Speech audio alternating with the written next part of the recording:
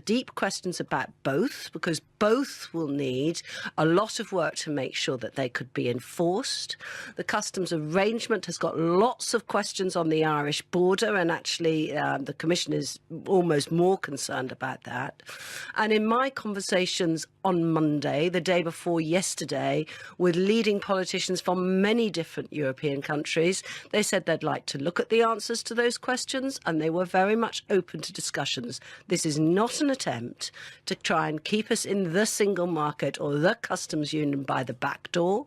It is a genuine attempt to try and find a solution that minimises bureaucracy for businesses and thus protects British jobs, keeps prices down, and makes sure that we can keep our trade policy with other parts of the world together. Right. So let's not reject it before we've actually had a chance to talk about it. So Jacob Rees-Mogg, we have a very clear division in your party between these two positions. Is there a compromise? Well, let's look at what the partnership does and why the single market. Because Ms Ford said it didn't keep us in the single market, but it does. All right. Because if goods come into this country in a single point where they can then go freely on to the European Union with only an adjustment in the tariff, that means they must meet EU regulations, and therefore we are bound by the rules of the single market. But That's Jacob, very straightforward.